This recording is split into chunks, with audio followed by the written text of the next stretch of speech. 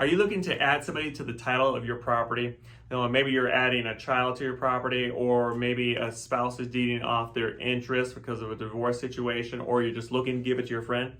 So make sure you understand this. Title companies do not like deeds done outside of a formal transaction. We look at that as an uninsured deed. Now, why don't we like that? Well, California is one of the top real estate fraud states. So when we see an uninsured deed, that's a red flag for us. So you're not going to see that until you decide to go sell this piece of property, and then we're going to see that, and then we're going to start asking a lot of questions. So to avoid that, what you're going to want to do when you have that deed signed, what you're also going to want to get done is the uninsured deed affidavit, and that's basically telling us that the person deeding the property over actually understood what they were doing. Now, the rule is that it needs to be done by a separate notary. So what you want to do, make sure you call Chicago Title, and we'll give you one of our approved notaries to get this done.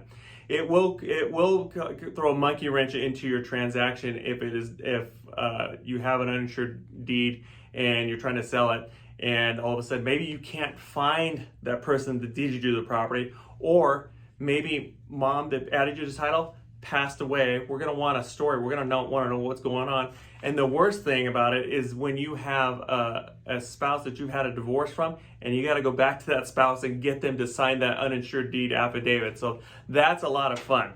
So keep in mind, when you're going to deed a property over, get this uninsured deed affidavit signed also. But again, call your title company and we'll give you one of our approved notaries. And keep in mind, when you're deeding property over, that is a legal document. If you make a mistake on that, some of these mistakes we're going to require an attorney to help fix it. So make sure you're getting some advice on how to do this stuff properly. Now, Mike and I are not attorneys. We can't tell you how to do it, but what we can advise you is if what you're doing is it's correct or not.